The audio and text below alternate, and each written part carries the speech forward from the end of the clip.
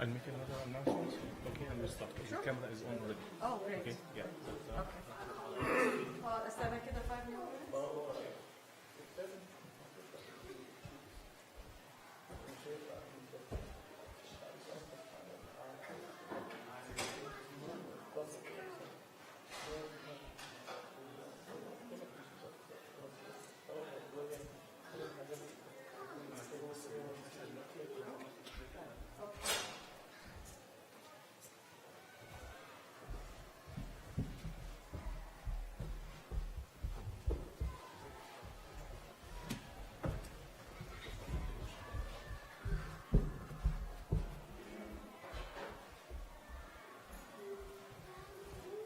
When should we start? 2 more minutes. Okay. Hey, he's going to make one more announcement. Hi, you want to join our seminar?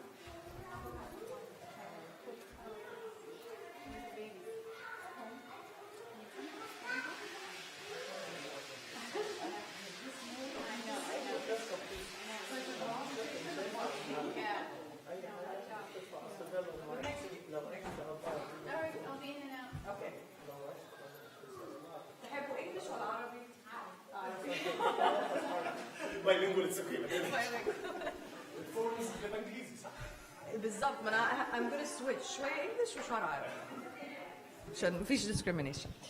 اوكي my name is Ann Zeitoun او Ann صدقي حسب ما عرفتوني قبل الجواز او بعد الجواز بس I'm an immigration lawyer. That's my specialty. فأبونا طلب إن أنا أعمل seminar للإيميجريشن عشان برضو بيبقى فيه أسئلة كتيرة وحتى لو أنتوا عندكم الجرين كارد أو السيتيزنشيب ساعات كتيرة بنحب طبعا نجيب أهلنا من هناك من مصر وكده it's good to know what the law is وتعرف الفاكس أوكي عشان برضو الإنترنت وكده بيبقى فيه حاجات incorrect كتير يعني you have to be sure you're getting the right proper advice legal advice okay.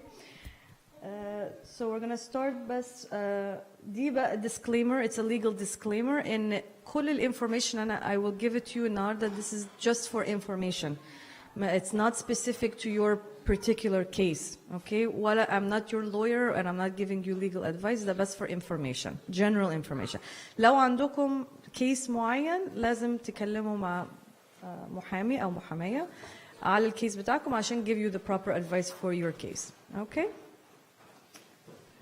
اوكي النهارده هنتكلم على انا اخترت topics معينه عشان دي الحاجات اللي هي most of the time it affects ال community اللي هي ways to come to the United States لو حد من مصر عايز يجي هنا non-immigrant visas والطريقه ان انت ممكن تاخد بيها الجرين كارد اوكي وازاي ان انت تقدم على الجنسيه اوكي ال requirements وال eligibility واخر حاجه الناس اللي هم عايشين هنا كسروا الفيزا بتاعتهم او جم زي مثلا المكسيكان اللي هم عدوا البوردر وقاعدين هنا في البلد من غير ورق زي الناس اللي هو ترامب مركز عليهم we're going to talk about this as well okay.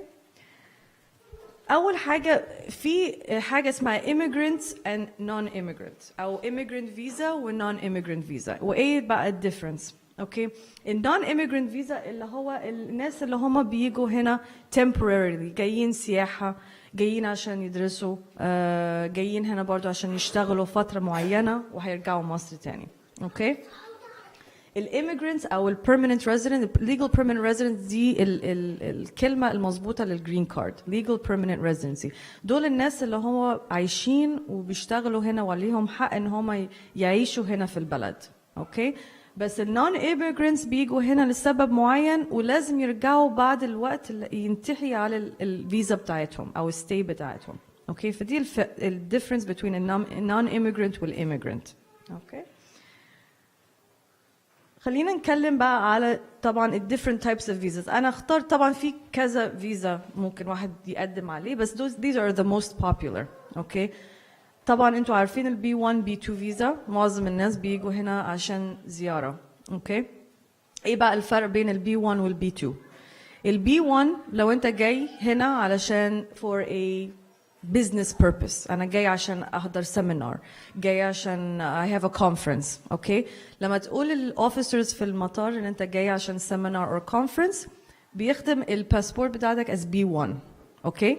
بس هي على الفيزا اللي انت بتاخدها من الامبسي بيبقى B1 B2.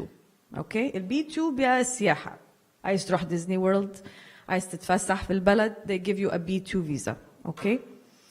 ال F1 student visa برضو دي I have a lot of clients بيجوا عليهم من مصر، بيجوا هنا عشان عايزين يدرسوا في college. اوكي. او بيعملوا master's degree او PhD، فبيجوا على ال F1 student visa. دي بقى مدتها على الفيزا بيبقى DS. DS معناتها duration of status، يعني however long الكورس بتاعتك this is how long you're allowed to stay. فهم they don't give you a time limit. let's say ان انت جاي هنا for college هنا 4 سنين، بس بعد ال4 سنين let's say انت كمان عايز تكمل master's degree، فبيدوها duration of status عشان انت ممكن تكمل الدراسة بتاعتك for as long as you're studying. As long as you're studying you can stay in the United States. أول ما تخلص الدراسة لازم ترجع. Okay. non-immigrant visa. J1 برضو exchange visitor، الناس اللي هم بيعملوا internships or externships هنا في البلد they apply for a J1. برضو ناس كتيرة they don't take advantage of a J1 but it's a very good program. ال H1B اللي هو ال employment visa، الناس اللي هم عندهم sponsorship من شركة، الشركة بيعملوا لهم sponsorship for H1B. The good thing about بقى ال H1B visa ان انت ممكن تبقى sponsored for a non-immigrant visa، بس لو الشركة عايز يعمل لك green card. اوكي. let's say المدة بتاع ال H1B 6 سنين كلها على بعض، 3 سنين الاولانيين وبعدين بتجددوا 3 سنين تانيين. فلو الشركة عايز يعمل لك green card ممكن يتحول من ال H1B non-immigrant visa to a green card, employment sponsored green card. It's a very good visa that a lot of people they don't know about. آخر حاجة اللي هو ال E1 E2 اللي هو الناس اللي عايزين يعملوا استثمار هنا في البلد. اوكي. بيزنس. اوكي. دي بقى ما توصلش جرين كارد، دي بس it's a visa لمدة 2 سنين. كل 2 سنين طالما البيزنس بتاعتك شغال وممكن نبروف للإيميجريشن إن البيزنس is doing well and making money، ممكن تجدد كل 2 سنين indefinitely، يعني ما فيهاش maximum. Every 2 years you can، بس ما توصلش للجرين كارد. وممكن تجيب برضو your family وكل حاجة وتعيش هنا في البلد وتشتغل، بس مش هتوصل للجرين كارد. برضو a very good visa program. Minimum stay? Okay, that's a good question. ال E2 ما فيهاش minimum. في there's an EB5 program. I'm sure a lot of people have heard investment اللي هي بتبقى 500,000.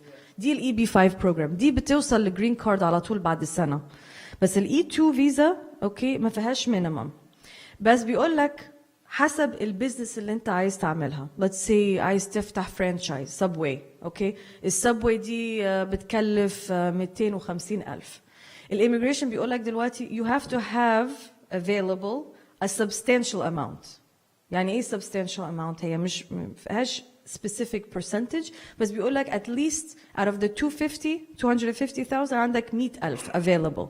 مش لازم تبقى كاش يعني موجود في البنك اكاونت، بس ممكن توريهم ان عندك land، ممكن property you can sell property، وعندك مثلا a gift from somebody for 50,000. لازم بس to show them how you can get this 100,000 and invest it into the business initially، وبعدين you can build into the franchise eventually as the business is going. So there's no minimum amount, which is a very good question. So if you have an idea or you have enough money in the beginning, you can think about starting you can buy an already existing، يعني في مثلا مطعم أو في business already شغال بس أنت عايز تشتريه من حد. Okay. يا ما عايز يعني تعمل حاجة من جديد، a new project. It's up to you. But it's a very good investment opportunity عشان تعيش هنا في البلد. Okay. دي حاجة بقى a lot of people they don't know the difference between الفيزا والستاتس. يعني أنا مثلا بسأل الكلاينتس بتوعي how long is your stay يقول لك 5 سنين. no الفيزا مدتها 5 سنين. الفيزا اللي هي بتبقى في الباسبور بتاعك ده مدتها 5 سنين. بس how long are you allowed to stay في البلد. let's give an example. أنت جاي دلوقتي على visitor visa فيزا سياحة. أوكي لما تروح في المطار بيختموا الباسبور بتاعتك. أوكي زمان كان بيبقى في ورق I don't know لو في ناس the I-94 was an old card. It used to be a white card can be they staple it in your card يقول لك أنت ممكن تبقى هنا for 6 months 6 شهور ويحطوا عليها من الوقت ده للوقت ده 6 months. أوكي دلوقتي كل حاجة electronic. فلما أنت تيجي في المطار بيقول لك where are you coming and you tell them I'm going to Disneyland. I'm going to go visit some family in Disneyland. So they will tell you okay here's your B2 stamp go in. بس انت بتعرفش انت قد ايه ممكن تقعد في United States. لو هو ما قالش حاجة معناتها ان انت خدت الماكسيمم اللي هو 6 شهور على visitor visa. بس لو قال لك اوكي انت جاي هنا for Disneyland هتخلص امتى ديزني لاند؟ هيقول لك بعد شهر. اوكي you have 1 month to stay in the United States and it happens. ان ستامب على الباسبور بيقول لك you have only 1 month out of the 6 months in it all. ساعات بيغلسوا كده في المطار. اوكي ف if you don't know for sure انت قاعد قد ايه اوكي it can be a problem بعد كده لو انت عايز تقدم على حاجه تانية. فاول سؤال دايما بساله للكلاينتس بتوعي how long can you stay in the United States. لو انت مش عارف بنروح على السيستم I-94 is online دلوقتي تحط كل البيانات بتاعتك ويطلع I-94 on the computer. اوكي فلازم لو اي اوفيسر قد اي حد في الفاميلي بتاعكم problem في المطار اول حاجه لازم يعملها go check online make sure and you have the 6 months and you don't have just 1 month or 3 months عشان بعد ال3 شهور دول يخلصوا المفروض ترجع مصر. اوكي ما ينفعش ان انت تقعد هنا. اوكي ف that's the difference between الفيزا والI-94. اوكي انت دلوقتي قاعد هنا في البلد on a visa and you wanna have a green card. Go ahead. What's the best answer if he wants to stay longer? If لو الأوفيسر بيسألك يقول لك أنت تقعد قد إيه؟ وعايز يقعد أكتر فترة. بص لو الاوفيسر هيضايقك في الموضوع ده معناتها ان هو عنده سبب ان هو مش عايز يديلك ال6 شهور. مثلا حد بيستعمل الفيزا السياحه دي عشان يجي كل شهرين. اوكي اول ما انت بتيجي كتير على الفيزا السياحه هيشك ان انت بتشتغل هنا او عايز تعيش هنا او عندك حاجه هنا انت you are more than just a visitation. فيقول لك I'm going to give you only 3 months this time.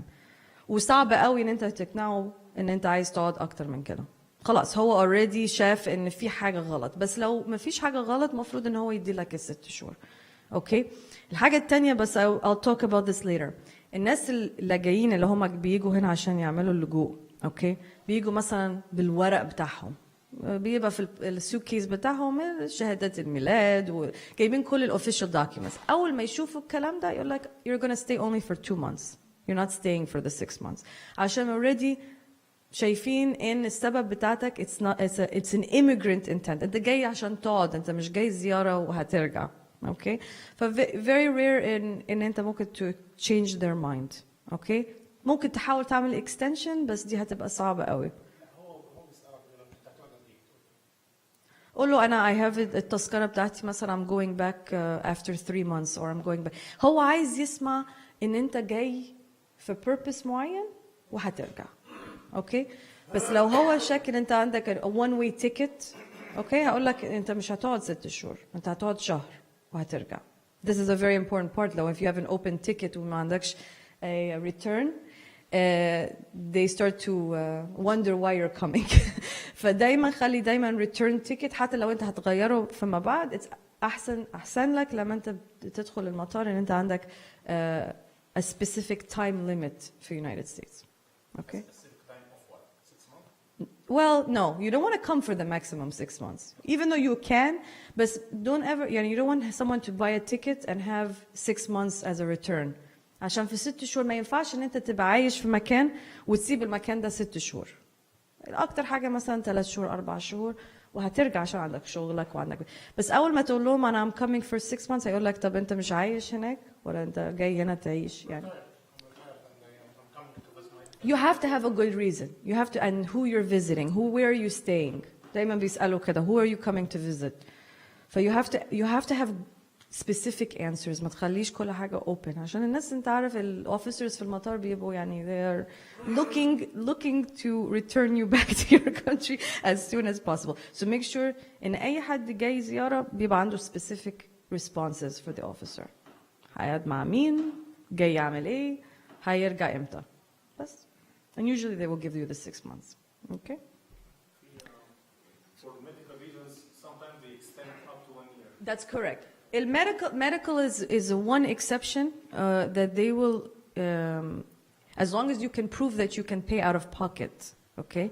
لازم to prove to them ان انت you are going to pay yourself for the medical expenses. لو هم شايفين ان انت جاي وكمان هتطلب any kind of insurance or يعني any kind of benefit from the government as a visitor, they will deny you entry.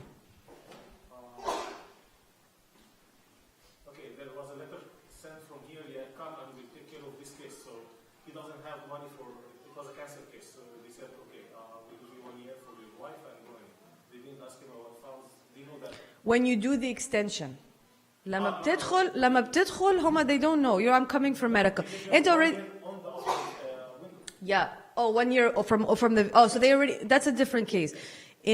لما أنت بتقدم في السفارة هناك وتقول لهم and I'm going to America for medical, they're gonna check before they give you the visa that you have the financial capability to support yourself when you are here.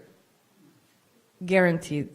They will ask you for enough finances. لو انت هنا وحصل مثلا موقف ان انت قاعد هنا 6 شهور وحصل ان انت لازم تقعد عشان there's a medical, وقت لما بتعمل الاكستنشن هيطلبوا منك توريهم ان انت عندك the financial capability to pay for the medical expenses or someone is paying for the medical expenses when انت you can support yourself while you're here.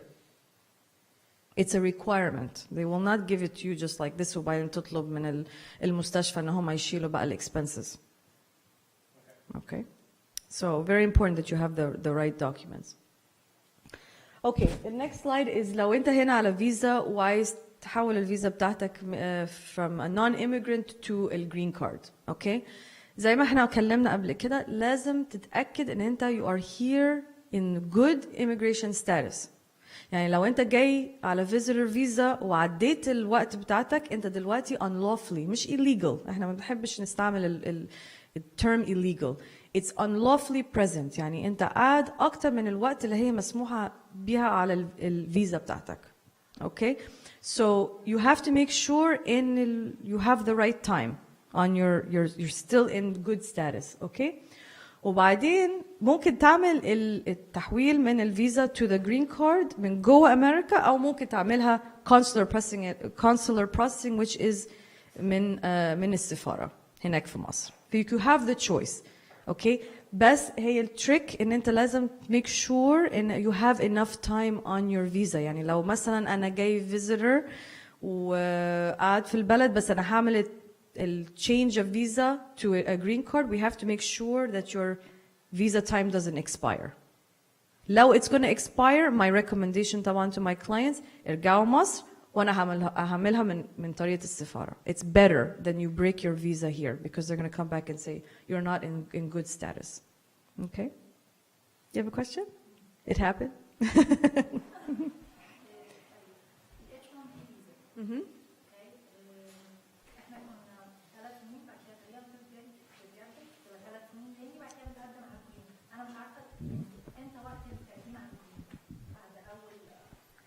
لو انت for H1B they can apply for the green card anytime in those 6 years. مش لازم تستني لغاية ال3 سنين التانيين يخلصوا. اوكي. هو الشركة ممكن يعمل لك الجرين كارد في أي وقت. انت دلوقتي في H1B status. هي نفس الشركة صح؟ نفس الشركة. بس أنا سنة دلوقتي بيطلبوا حاجات. Yeah.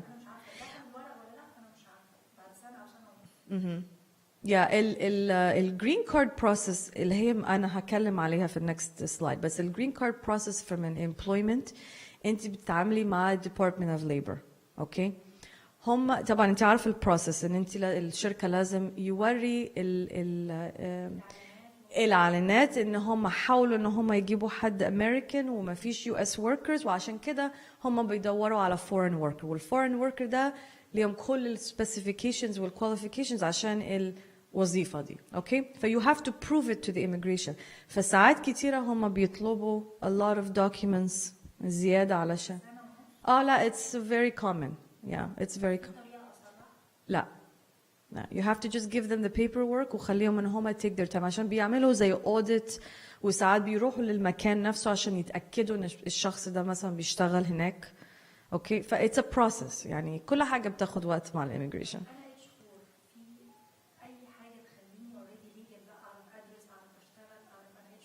انتي خدتي work permit؟ اوكي، كلميني بعد ال because I have to know your specific case, but I'll talk about that. Okay, these are the 5 ways that you can get a green card هنا في أمريكا. أنا I love لما حد بيكلمني من مصر يقول لي أنا عايز أجي أمريكا وآخد الجرين كارد. طب والله لا، في المطار ما بيوزعوش الجرين كارد هناك. في طريقة أنت لازم تقدم بيها الجرين كارد. Okay, well, these are the only 5 ways إن أنت ممكن تاخدها. Okay, أول حاجة الفاميلي sponsorship، يعني حد من your family is doing a sponsorship. هكلم طبعا more in detail في السلايد اللي جاي. الemployment اللي احنا لسه بنتكلم عليها through the Department of Labor، في شركة عايز يعمل لك الجرين كارد sponsorship. الاسايلم اللي هي اللجوء. اوكي، الريفيوجي، الفرق بين الاسايلم والريفيوجي طبعا انت اكيد انتوا سمعتوا terms كذا مرة. الريفيوجي اللجوء بس بتتعامل من مصر مش من هنا. جوه البلد بيبقى اسايلم، بره امريكا بيبقى ريفيوجي، عشان انت داخل already واخد الاسايلم. they give you the approval من هناك. ف that's the difference in the term. الدايفرسيتي، اللوتري طبعا ناس كتير عارفين اللوتري process. والinvestment اللي هي اللي مايكل كان لسه بيتكلم عليها، اللي هو الاي بي 5. الاي بي 5 اللي هو investment visa اللي هي فيها 500,000. actually I think ان هم they just raised it 750 دلوقتي المينيمم، عشان برضو في ناس كتيرة بيحاولوا ان هم ياخدوا green card. ف I think they just raised it to 750 if I'm not mistaken. So these are the 5 ways. ما فيش طريقة تاني. Okay. Alright. الفاميلي sponsorship. لو انت عندك الجنسية ممكن انت تجيب مراتك او جوزك من هناك. parent. Okay. child اقل من 21 سنة or older بس has to be unmarried. and the sibling اللي هو الاخوات. Okay. كل واحد من الكاتيجوريز دي بيبقى فيه timing. visa wait time. I'm going to show you the slide. In the next slide I'll show you. الجرين كارد اللي هو lawful permanent resident ممكن يجيب برضو spouse بتاعهم أو unmarried children. ما ينفعش married children as a green card holder. لو عندي green card دلوقتي وعايز أجيب مثلا my child who is married، أو I'll give you a better scenario. أنا قدمت unmarried child بتاعي من سنة. حصل في السنة دي إن my child got married، اتجوز. تفتكروا إيه هيحصل للفيزا؟ It's cancelled. عشان أنا already الchild بتاعي بقى married, he's not longer qualified as a green card holder. لازم استنى بقى as a citizen أخد citizenship وبعدين أقدم my married child. As a green card you cannot have a married child. Okay? So these are the 2 types of family sponsorship. ده بقى الفاميلي بوليتن. لو دخلتوا على او تايب بس على جوجل فيزا بوليتن، اوكي، هيطلع لك الشارت دي. اوكي، I don't know if you can see it. Okay. شايفين F1 unmarried sons and daughter of US citizen. اوكي، تروحوا على F1 وتشوفوا هم فين. October 10 of 2015، يعني فاضلهم سنتين علشان ياخدوا الجرين كارد. If you are the unmarried sons and daughters of U.S. citizens, فوق 21 سنة. Okay?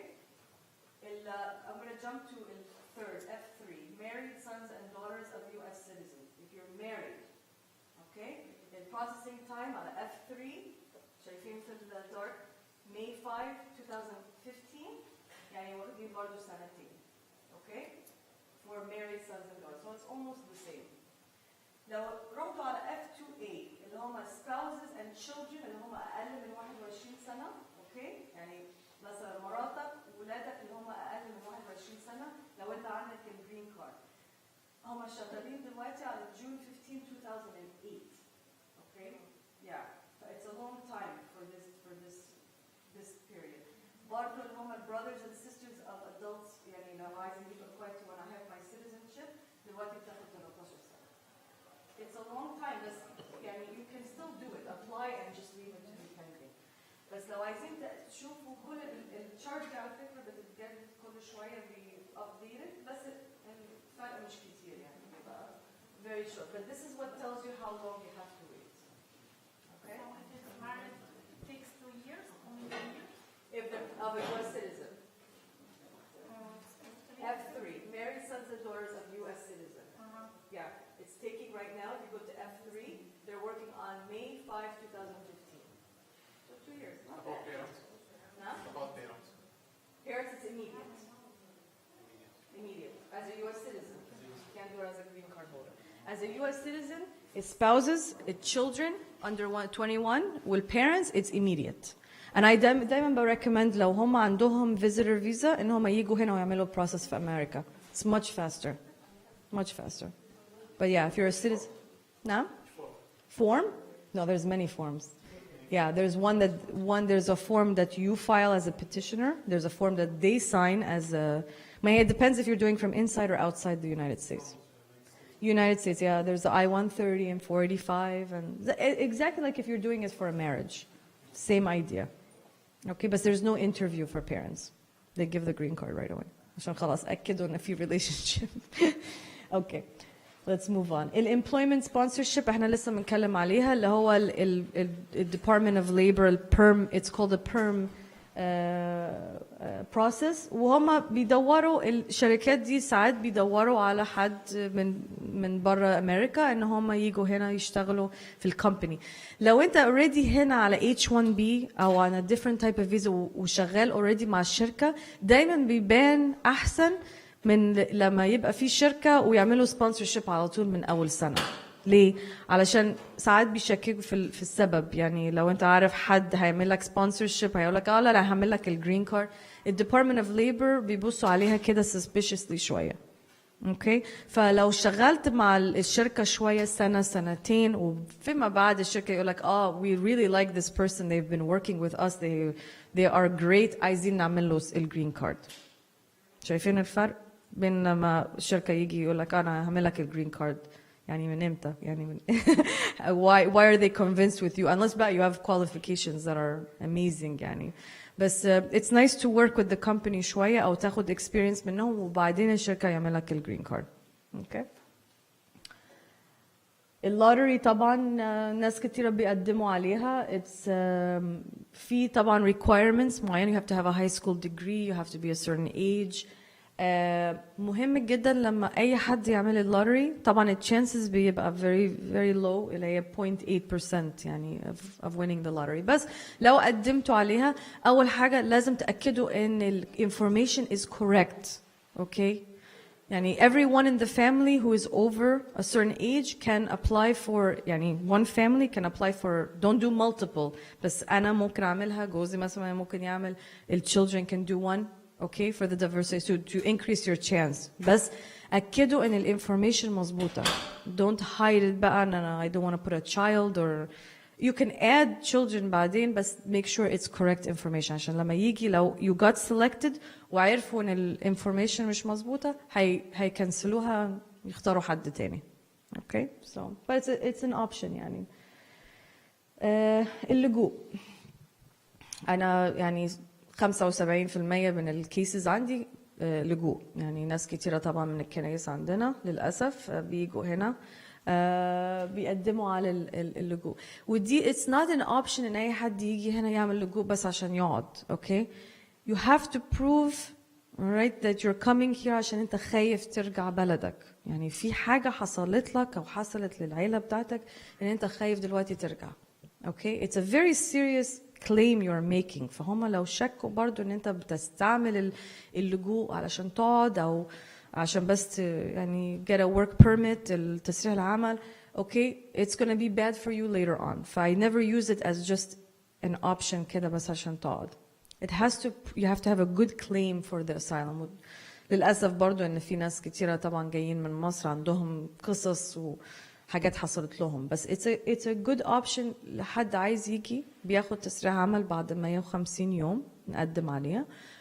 وطالما الكيس is good بيبقى في interview مع officer which I'm going to talk about.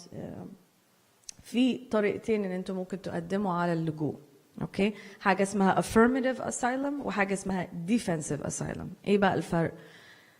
الافيرماتيف اسايلم حد جاي هنا مثلا زياره، اوكي، على B1 B2 واختار ان هو يقعد هنا ويقدم على اللجوء. لازم تعملها في 1 year from the date of entry. يعني عندك سنه، حتى لو الوقت بتاعتك على الفيزا I-94 6 شهور، ممكن تعدي ال6 شهور دول وتقعد وتقدم على اللجوء، وكده هتبقى سيف طالما it's in the 1 year.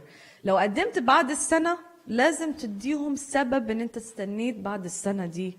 اوكي، حاجة اتغيرت في مصر مثلا في البلد، ان انت you changed your mind وحصل بعد ما انت السنة دي بعد ما جيت. اوكي، او في personal circumstances اتغيرت، حاجة لازم تديهم سبب ان انت استنيت اكتر من سنة. اوكي، لو انت جوه البلد برضو affirmative asylum الكيس بتاعتك بتتقدم في واحد من ال8 مكاتب اللجوء. اوكي، في 8 بس، في a lot of immigration offices بس في only 8 asylum offices حسب المكان اللي انت عايش فيه، مش المحامي بس اللي انت عايش فيه هو ده الاوفيس اللي هم هيعملوها. فمثلا نيويورك has one، نيو جيرسي has one. بس لو انت ساكن مثلا في كليفلاند اوهايو هم ما عندهمش اوفيس هناك، فالكيس بتاعهم it's filed في شيكاغو عشان شيكاغو فيها واحد، وفلوريدا فيها واحد، وكاليفورنيا. وكل واحد من المكاتب دي فيها الويت تايم بتاعه عشان تاخد الانترفيو. اوكي، يس. enough reason for asylum? That's a good question. Current events that are happening in Egypt, you know, anything that we hear about, it gives support to the case, okay?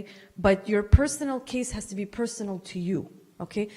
Why? Because there's so many people applying for asylum. Why, as an officer, should I give it to you and I don't give it to him?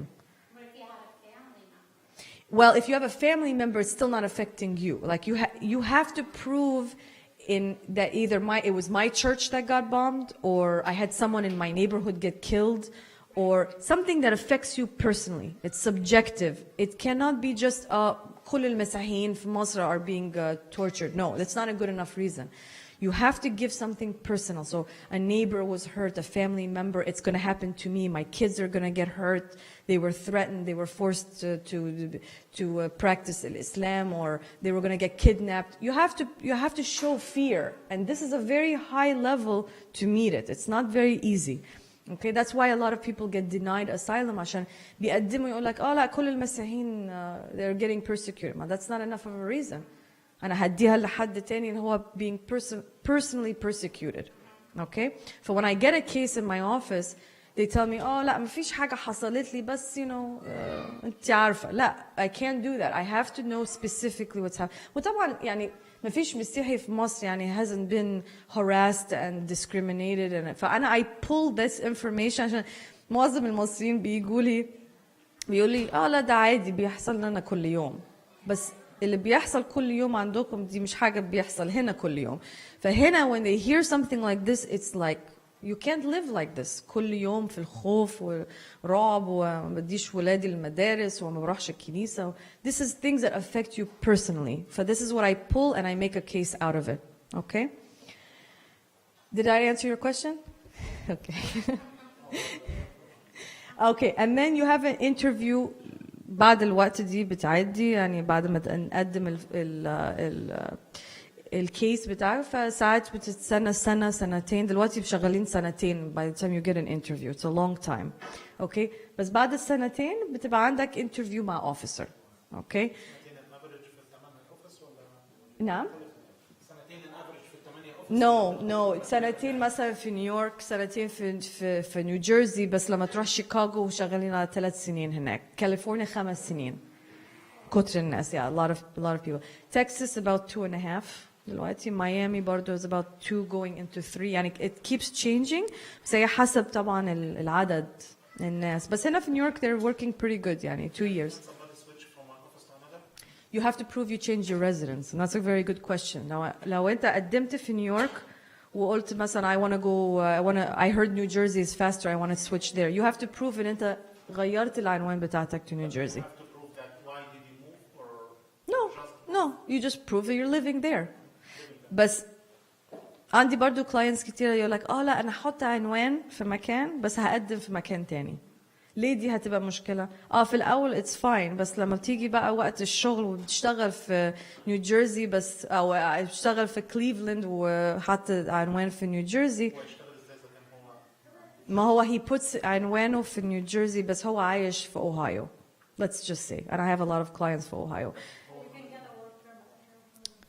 Yeah, 150 days. So they put صاحبه او قريبه في نيو جيرسي عشان بس النيو جيرسي اوفيس يبقى مسؤول على الكيس بتاعه بس هو شغال في اوهايو فلما يجي وقت الانترفيو وهي goes the officer goes over الانفورميشن يقول لك طب انت شغال في اوهايو ازاي وانت عايش في نيو جيرسي ف this is the problem فممكن يكنسلوا الانترفيو يقول لك الكيس بتاعتك هتتحول لاوهايو وهتستنى بقى سنين. It happens a lot ف this trying to be smart and filing in one office and living somewhere else don't do it عشان هما أذكياء جدا وعارفين بالضبط الناس بيعملوا ايه ف they will check to see where you've been working and all of this thing. لو أنت مثلا في New Jersey و you filed in New York this is fine. I mean they know people commute all the time that's not a problem. But it's a problem when it's a far office. Okay. فالديفنسيف asylum بقى مختلف شوية عن الافirmative.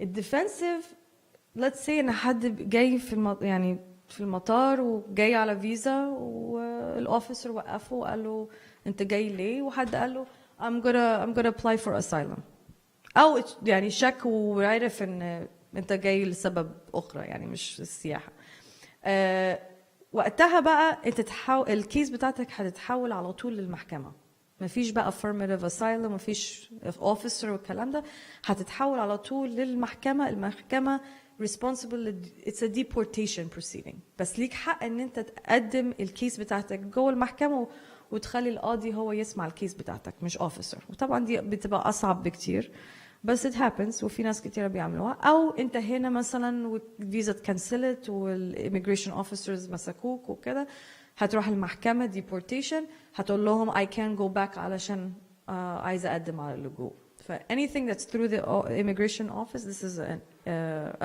immigration court is a defensive asylum case. Okay, that's the difference. Okay, ده المحكمة.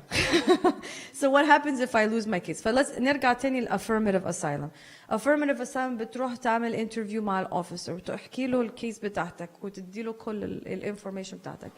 بعد شهرين يجي لك الديسيجن. في حاجتين ممكن تحصل يا اما they're gonna approve you which we always hope for okay التاني حاجة هيحولوك على المحكمة okay they're not gonna deport you back to the country okay there's no deportation right away هيوديك المطار no هو يا اما هتاخد الموافقة يا اما هتروح المحكمة وبيدولك فرصة تاني ان انت تارجو الكيس بتاعتك في المحكمة okay it's happened a few times معايا and I went to an interview بس الاوفيسر مش مقتنع القصه بتاعتك وقال لك we're not going to approve it try to argue it في المحكمه اوكي شو اتفضلي انا معايا جرين من 3 ايام حصلت مشكله في المطار بيقول لي انت انا جيت تاني مره بالجرين اهو اللي عملوه لي فاول مره قال لي اجيلك قد ايه قلت له 5 شهور اقل من 6 شهور قال لي اوكي وعدي راضي فبقول له انا ماليش غير 5 شهور قال لي نو انت المفروض تقيمي هنا وتزوري هناك ما ينفعش لو عملتي كده تاني وعمل بنفس اللفظ هقطع لك الجرين هل هو يملك حاجه زي كده؟ يس وانا هتكلم في الموضوع ده جاي دلوقتي انا هتكلم في الموضوع الريزيدنسي ريكويرمنت لما تبقى عندك الجرين كارد فهرد عليكي هنخلص بس الاسايلم وهكلم على الجرين كارد اوكي What happens if I win my asylum? لو حصل ان انتوا you got the approval for the asylum مبروك, it's great news, okay. تقعد سنة, okay, بعد الموافقة عشان تقدم على الجرين كارد. سنة. You have to prove ان انت عايش هنا, ما رجعتش مصر ولا عايش في مكان تاني, عايش في امريكا. فالسنة وتقدم على الجرين كارد. التاني حاجة ان عندي ناس كتيرة جم عيلة, اوكي, بس اضطر ان واحد منهم مثلا الاب مثلا كان اضطر ان هو يرجع مصر عشان عنده شغل او كده, مراته وولاده جم هنا وعملوا الكيس بتاعهم هنا, بس على الابليكيشن اسمه موجود ان هو يعني جوزة يعني. as long as the family members are on the application, بعد ما انت بتاخدي الموافقة ممكن تقدمي petition تاني عشان تجيبي جوزك بعد كده, okay, and he takes the benefit of the case. بس لازم الاسامي بتاع الفاميلي members اللي هو immediate family, مش my parents او my sibling, my brother or sister. لازم children will husband or wife, okay, have to be on the application قبل الموافقة, ما ينفعش بعد, okay. بس لو مثلا حصل ان في baby جديد او حاجة during this time, you can petition them عشان يجوا, okay. So those are the two benefits لو خدتوا الموافقة. Okay. And I'm going to go through شوية عشان we still have a lot. Becoming a U.S. citizen, okay? Can anyone who wants to become a citizen become one? طبعا لا. You can't just apply for citizen. لازم تبقى عندك green card ولمدة معينة, okay? البروسيس بتاع الجنسية اسمها naturalization. هو that's the proper term for the citizenship لما تبقى عندك green card, okay? بس في بقى requirements علشان تاخد الجنسية. أول حاجة لازم تبقى عندك الجرين كارد يا إما 3 سنين أو 5 سنين. إيه بقى الفرق؟ 3 سنين لو أنت واخد الجرين كارد من طريقة الجواز، أوكي، تقعد 3 سنين وبعدين ممكن تقدم على الجنسية. ال5 سنين هو ده ستاندرد. لو واخد الجرين كارد بأي طريقة تاني غير الجواز هي 5 سنين لازم تقعدهم عشان تعرف تاخد الجنسية. أوكي؟ You have to be physically present in the United States for 2.5 years. ودي سؤالك بس أنا هاجي عليها next slide هتكلم عليها شوية. في ال5 سنين اللي انتوا قاعدينهم في agree with the green card لازم نصهم بالظبط 2.5 سنين لازم تبقوا هنا physically in the United States، يعني عايش في United States. ما ينفعش ان انت تبقى عايش برا وتقدم على الجنسية. بس I will explain this a little bit more. لازم تدفع الفيز بتاع الابليكيشن. دلوقتي طبعا they raised the prices بتاع الابليكيشن ف I think it's about 700 something. You have to pass الإكزام. بيبقى في إكزام للcitizenship فلازم تذاكر وتعدي الإكزام. و pass the interview in English. لازم تبقى عندك الإنجليش language. ما ينفعش إنك تاخد الإكزام في in your own language. ما ينفعش. You have to know English. وبعدين بعد ما أنت بتعمل الانترفيو بيبقى في oath ceremony. الoath ceremony بيبقى قدام قاضي و you take an oath إن أنت هتبقى US citizen و abide by the laws. ولازم تبقى a good moral character. معناتها ايه good moral character؟ ان انت ما عملتش حاجة غلط في البلد، يعني you didn't commit a crime او عملت حاجة وحشة. This is good moral character. فلو عندك مثلا كذا crime يعني theft او حاجة زي كده هيسألوك عليها في الانترفيو. انت عملت كذا DUI. انا بيجيلي driving while drunk a lot. And this is sometimes it can be a problem. مرة it's usually okay. بس لو حصل أكتر من مرة دايما بيسألوا why you did this عشان it's against the law. Okay? So you have to have good moral character. Okay. عشان أرد على سؤالك. في حاجتين بقى لما عايز تقدم على الجنسية. Let's say إن أنا هقدم الابليكيشن بتاعتي النهاردة. هم هيبصوا في ال5 سنين اللي فاتوا. Let's say I had my green card بقالي 20 سنة. Okay? هم هيركزوا بس على ال5 سنين اللي فاتوا. اوكي فمن 2012 لغايه 2017 في ال5 سنين دول هيشوفوا بقى حاجتين، حاجه اسمها physical presence وحاجه اسمها continuous presence. ايه بقى الفرق؟ الphysical presence هم عايزين يشوفوا cumulative او كلها days all together ان انت قعدت 2.5 سنين هنا في البلد، مش لازم يبقى continuous. It has to be physically 912 days exactly, okay, that you are in the United States in the last 5 years. دي أول حاجة. تاني حاجة بقى عايزين يشوفوا ان كل رحله عملتها بره مصر ما عداش 6 شهور. برا امريكا سوري. Thank you. برا امريكا because you're living here, it's not العكس. Okay, you're living in the United States. فكل رحله انت عملتها برا ال United States ما عداش 6 شهور.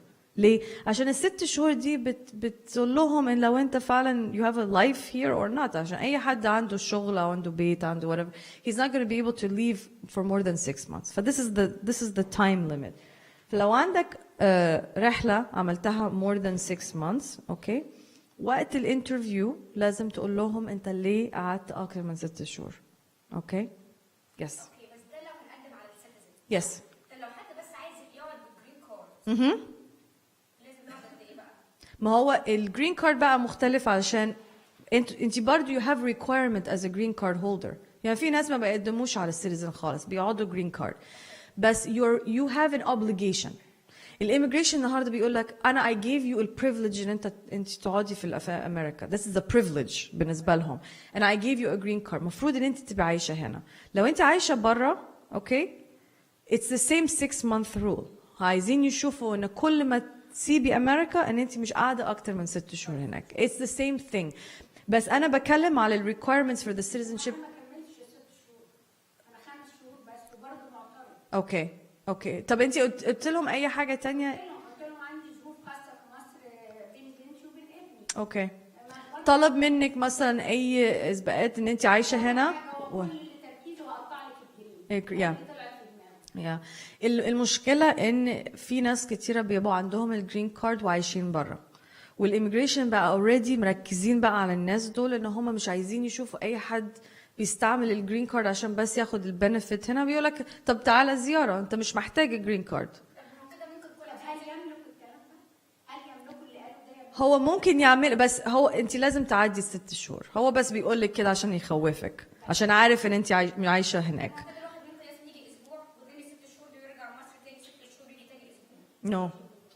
نو كده هيشكك عشان انت عارفه they scan it كل مره كل ما تدخلي البلد they scan it. فلو شافوا ان انت you are spending 1 week وترجعي وتعيشي هناك 6 شهور وتيجي هنا 1 week it's terrible عشان هيشوفوا ان انت you're not staying here. ف you have an obligation. القانون بيقول لك اول ما تاخدي green card انت عايشه هنا. That's why they call it legal permanent resident. You're a permanent resident of the United States. وده الكلام اللي هو قالها لك في المطار ان انت عايشه هنا في امريكا مش عايشه في مكان تاني. yeah. yeah. لا بس قانوني هو ما ينفعش يعمل اي حاجه طالما انت ما بتعديش ال6 شهور. yeah. هو بس بيخوفك.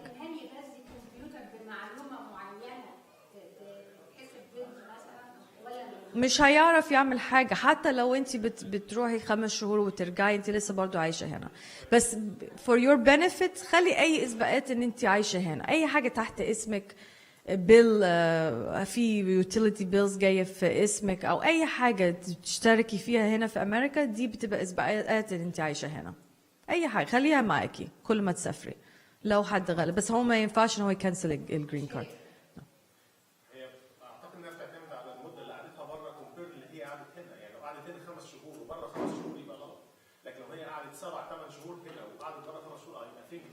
It's fine because you're yeah, but that's the same question that Nancy was asking. If you can't go outside for 5 months, come back for 1 week, and then go back for 5 months. You can't do this. Even if you're here before the 6-month mark, المدة هنا hey, that's what it's counting. Okay, so it's a good question, but you have to show a residence here. It's very important. For naturalization for seniors. Yes. Yes, I'm getting to that. See? I read your mind. You see that? Okay. And I just want to go back for just a second. One more thing about the continuous residence. Let's say ان يعني نزلت مصر بس قعدت أكتر من 6 شهور. Okay. القانون بيقول لك إن أي حاجة بعد 6 شهور بس أقل من سنة they presume ان انت abandon the residence. هي مش abandonment يعني انت ما فقدتش الريزيدنس بتاعتك هنا في البلد بس ممكن تتحسب ان انت you're living somewhere else.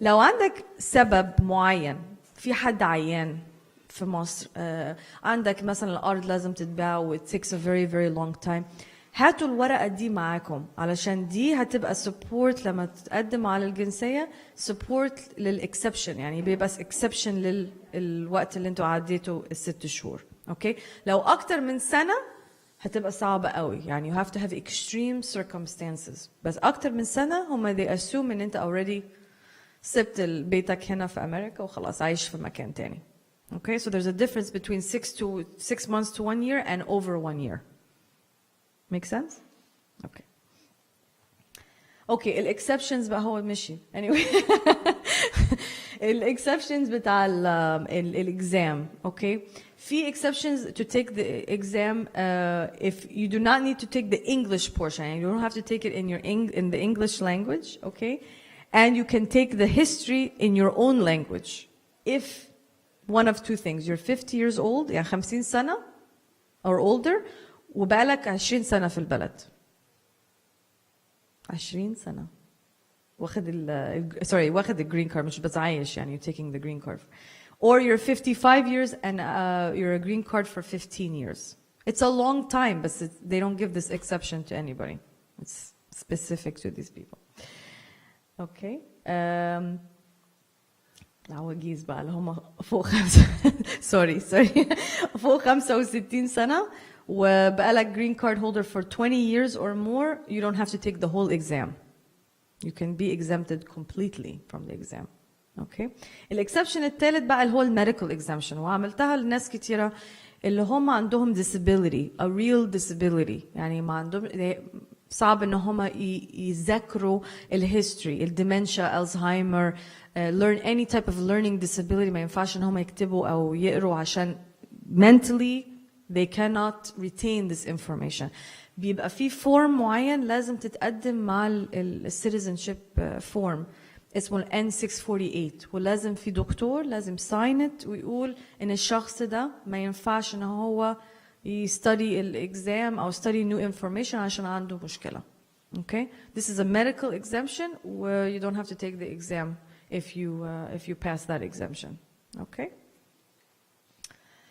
اوكي انا هتكلم بس يعني generally speaking ان القانون هنا البروتكشنز اللي عندكم protections اي حد مش citizen اوكي في possibility ان that person can be go to deportation حتى لو انت عندك green card اوكي you do not get the full protection of the constitution الدستور هنا لو انت مش citizen اوكي فالناس بيبقى عندهم الجرين كارد نانسي كانت لسه بتقول يعني في ناس كتير عايشين هنا جرين كارد مش عايزين يقدموا على السيتيزنشيب this is fine ممكن تقدم كل 10 years تجدد الجرين كارد بتاعتك بس you are not protected fully ليه انا عندي مثلا جرين كارد هولدرز عمل جريمه يعني سرق اوكي لو الكرايم ده يتحسب against you ممكن تلاقي نفسك في الديبورتيشن بيحاولوا ان هم ياخدوا الجرين كارد منك okay it has to be a big crime usually يعني بس لو انت green card you do not get the full protection زي citizen okay can I get arrested if I'm in the US illegally okay illegal برضو انا هقول تاني ان illegal it's not the proper term unlawful okay لو انت عديت الفيزا بتاعتك وقاعد هنا من غير اي ورق او دخلت بيها مثلا دخلت من مكسيكو من غير اي فيزا خالص okay you are in the United States without permission معناتها ان الاوفيسرز اللي هم الايس ما اعرفش سمعتوها immigration and custom enforcement بيبقوا زي البوليس بتاع immigration okay ممكن يقبضوا عليك and this is their right انت مش قاعد without permission يبقى هم ممكن يجوا arrest you and try to deport you ساعات بيحولوك على المحكمة عشان تحاول تفايت your case وفي ناس لو انت مثلا عملت جريمة وحشة جدا يعني زي الناس اللي هم ترامب بيحاولوا ان هو يلمهم يشيلوهم من البلد الناس اللي هم they are committing a lot of crimes okay انت ما عندكش حق ان انت تبقى عندك court hearing هيرحلوك على طول من الاوفيس بتاعتهم على طول لبلدك من غير اي kind of defense okay بس برضو it's very important لو حصل مع اي حد تعرفوه ان هم يتكلموا مع محامي يعني you have a right ان انت تسأل على bless you you ask for an immigration lawyer to talk to them عشان you might have a case sometimes and sometimes not. يعني بيجي لي ناس بيكلموني من المكتب I'm in jail right now هعمل ايه مش عارفه ايه ف I go and I meet with them واشوف لو هم عندهم اي options وبحاول convince immigration officers ان هم يخلوهم يروحوا المحكمة عشان اعرف fight الكيس بتاعهم في المحكمة. Okay, so it's very important to have an immigration lawyer. أنا هتكلم very quickly على President Trump عشان بيجي لي تليفونات كتيرة للناس خايفين طبعا إن هم قاعدين هنا you know I broke my visa what is Trump gonna do أو الناس اللي هم بيحاولوا يقدموا على فيزا من السفارة هناك و they got يعني denied. Okay. ترامب بيحاول دلوقتي إنه هو يركز على الناس اللي هم هنا فعلا illegally. Okay. الناس اللي هم committed crimes. Okay. هو مش مركز على الجرين كارد. Okay. ومش مركز خالص على المصريين على فكرة at all. يعني they have nothing to worry about. ولا لو مقدم على اللجوء أو قدم على فيزا أو كده هو ما فيش تركيز خالص على مصر. هي more سوريا وليبيا والبلاد التانية اللي هو قالها. بس ما فيش تأثير دلوقتي على أي حاجة. اوكي فلو تعرفوا حد مثلا قدم في السفاره هناك على فيزا سياحه واترفض دي مش معناتها عشان ترامب عمل حاجه هو اترفض علشان السفاره دايما بترفض ناس كتيره للفيزا السياحه ف has nothing to do with Trump ولسه لغايه دلوقتي ما سمعتناش اي تاثير على اي حاجه بالنسبه للمصريين. اوكي ناس تانية and I think that's it. اي اسئله؟ sure.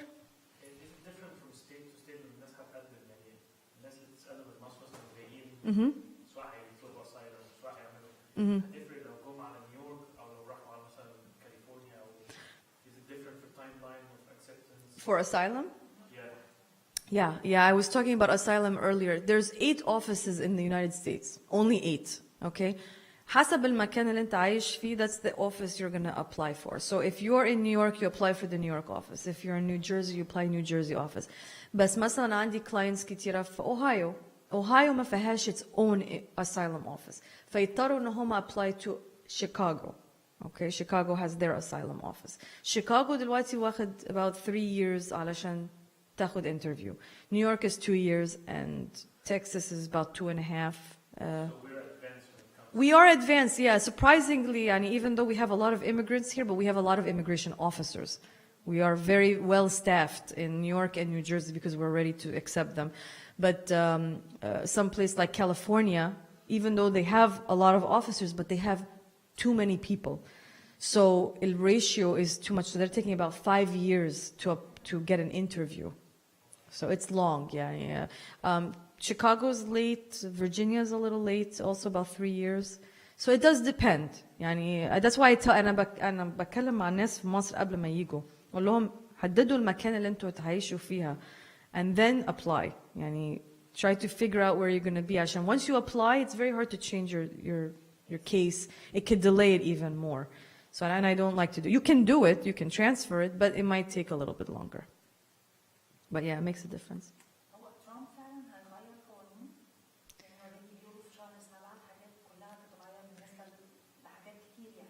So far الحاجة الوحيدة اللي هو بيركز عليها اوكي كل الحاجات اللي هو عملها already دي كلها executive orders.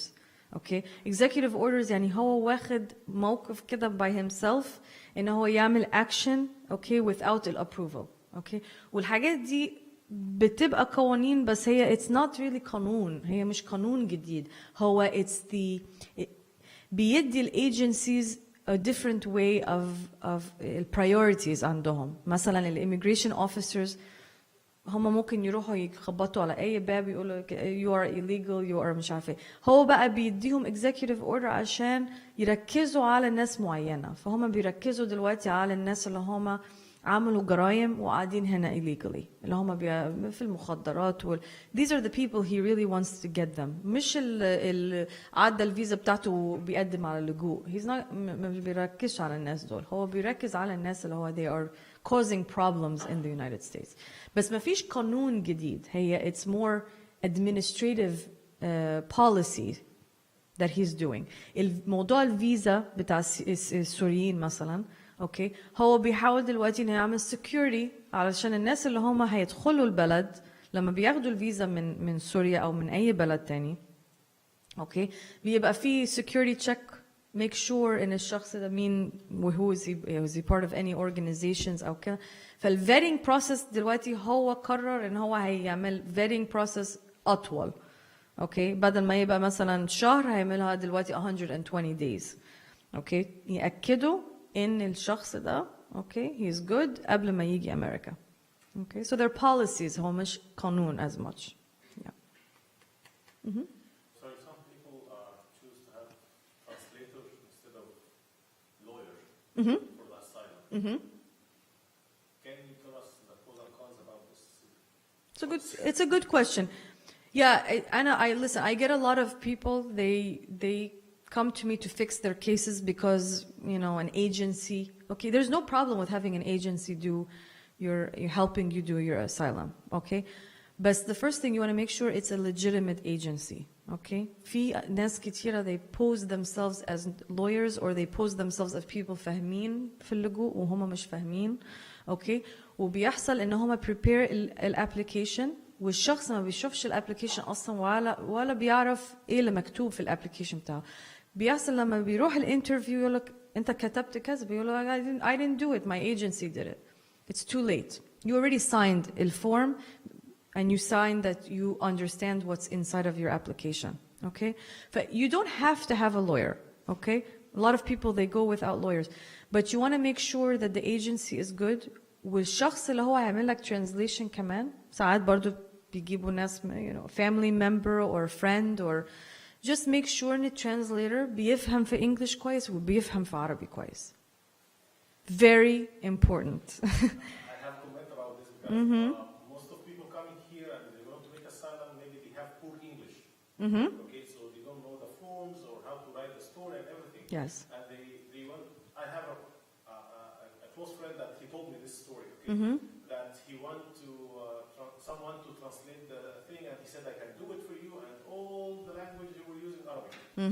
And then before the interview 3 days, he started to read the translation. Okay, and he said my English is better than him, and my translation is better than him. Oh yeah, I believe it. How I trust this guy. Yeah. Okay, because he got some cases and he ruined his case. Yes. So, Yes. Yeah, and I get a lot of these people. I asked the question because Yeah. it's very important. It is. Saving money.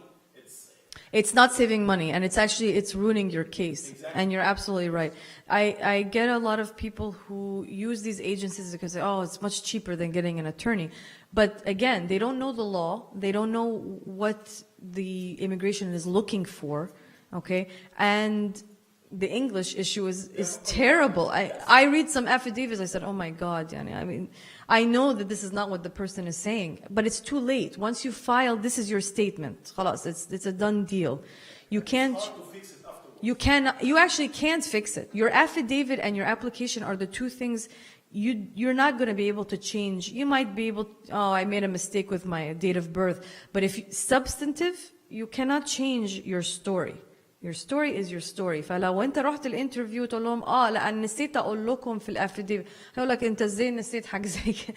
This is your story. So you want to make sure whoever is preparing really knows what they're doing and don't do it on your own ever. It's not a good idea. This is الفورم دايما الناس يعني I love when clients tell me it's just a form. No, it's not just a form. It's very important information that you can't change, okay? So you make sure whoever's preparing it knows what they're doing. With translator, الشخص اللي هو هيقعد جنبك يعمل الترانسليشن ليك في الانترفيو يعرف English كويس ويعرف عربي كويس.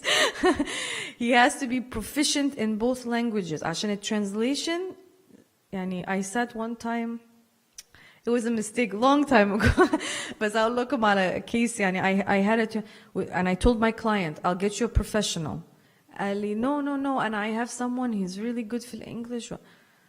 Now I told you this was that, وحتى الكلمات ما كانتش مظبوطة. My client was talking in Arabic, the translation was completely wrong. هو كان بيحاول يساعده بس هو بيزود كلام it was a mess. فالofficer قال له this is not a good try, and we had to cancel and come for another date because the translator was very bad. And that was the last time I let my client decide who is coming. I usually will sit with the translator كمان 1 week before. I should make sure that this person is good in both languages. Because if you ruin the case, you're going to find yourself in immigration court. And this is the worst thing that can happen. Any other questions?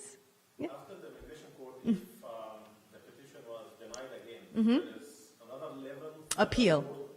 It's called the Board of Immigration Appeals. We argue the case in immigration court. It's usually me with my client, and there's an attorney for the government, okay? They work for the Department of Homeland Security, and there's the judge, okay? So you argue, it's a trial, and it's like a criminal trial that you watch. So we go through the whole process. If the judge decides that they're not in agreement with the case and they deny it, you have 30 days to appeal the case. Okay? I always reserve my appeal, even though I don't think the case is gonna win, but I still appeal it because it's the right of the client. 30 days, you argue your case to the Board of Immigration Appeals, which is not court. It's a group of judges that review basically a big case that we file, explaining why the judge is wrong and why the officer was wrong, or whatever the case is. And you have to have really good case law for the Board of Appeals. If they agree with you, then they get approved, and And if they deny, there is... yeah, you can go back to the federal level, the Circuit Court of Appeals. But is he okay?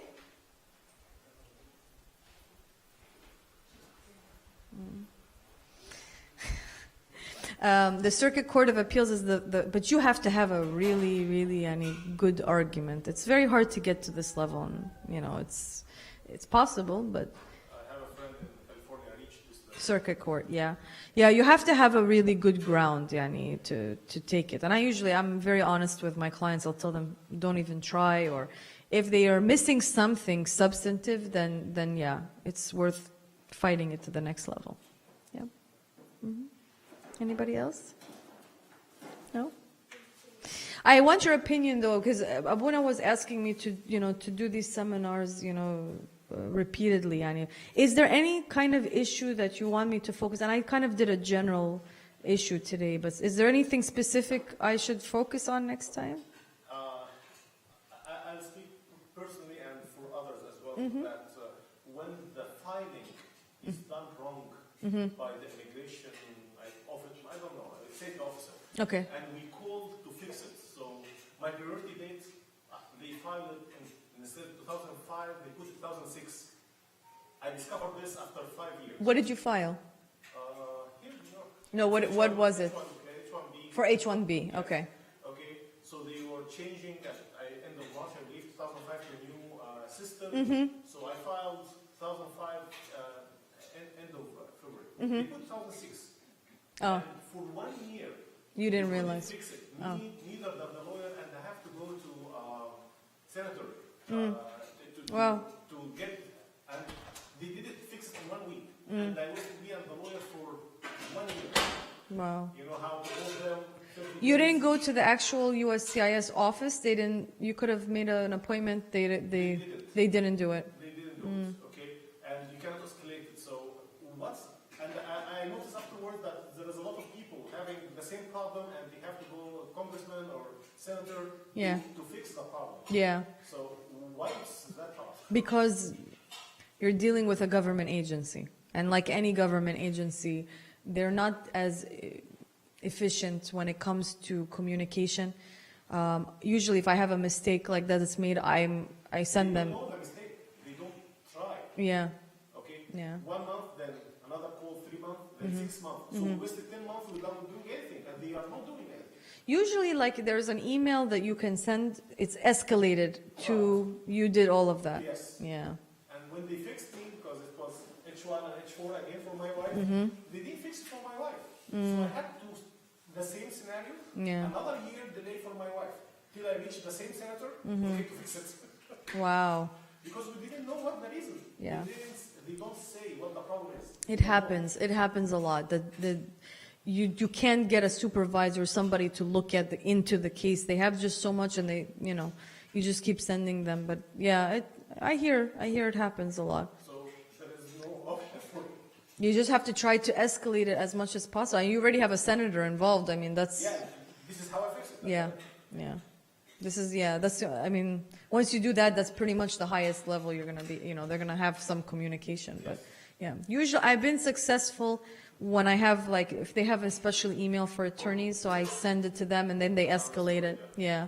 I mean, that's what I usually do when I can get through to somebody. But yeah, I would just go to the USCIS and like just keep pushing them until they fix the problem. And I've had to do that physically, yeah, go to the office.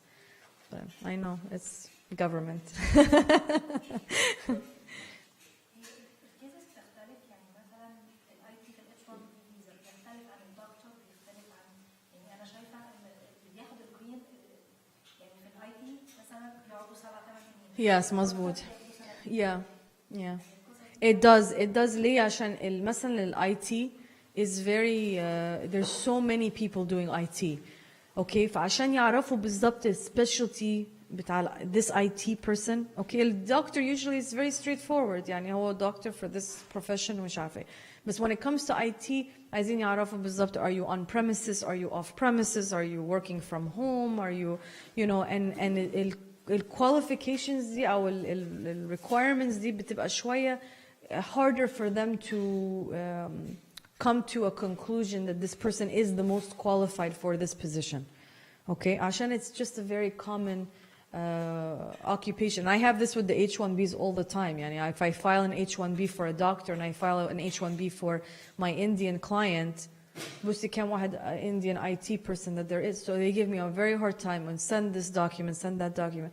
But the doctor, it's more straightforward. So yeah, it does make a difference, unfortunately, just in the occupation itself. انتوا بقالكم قد ايه مقدمين؟ من 2005 you said. I got it finally. Oh, you did. Similar case. Okay. احنا مقدمين على الجرين سنة ونص. That's not a lot of time صدقيني. ممكن بعد كده قد ايه؟ ما هو ده بقى ما آخر correspondence معهم انت قدمتي ورق زيادة؟ Okay. حاجات زياده وبتاع بس لسه ما خدناش اي حتى بروسس مش عارفه في البروسس. If you see the visa bulletin, you find about maybe 5 years for that. Exactly. Yeah. So you are 1.5 years. You have work permit. You can do whatever. You can work. Yeah.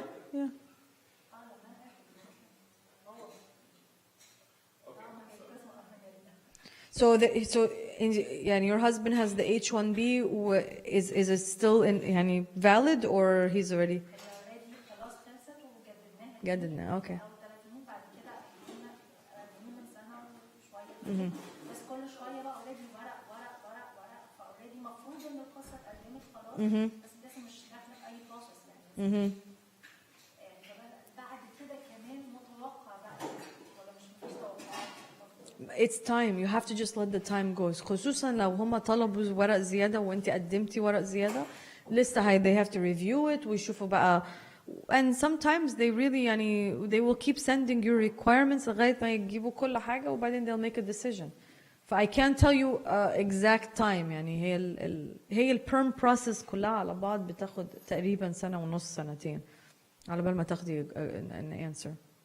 Yeah, but which stage? Because first stage is to investigate about the company and the position. Yes.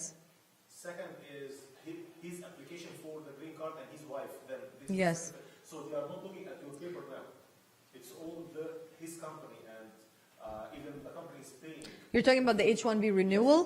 The renewal? Not the renewal. Even for the green card, the Coptic has to support him. Oh yeah, of course. Okay? Yeah. So they are عملنا investigating. رينيول اوريدي خلاص وخدناه يعني. No, not the H-1B.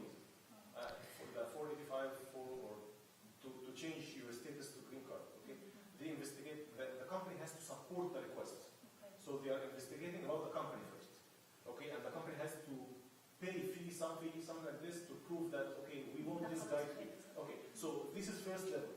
After they pass this, okay, they'll start to look at your form and you will be involved at that time as a spouse. Correct me if I'm wrong. Yes. Yeah. Because this is what happened. Yeah, but this is all done in the beginning. When you file the actual perm, you have to actually they're gonna ask the employer for all of these information, and then they do the advertising and all of that. But did you get an actual audit?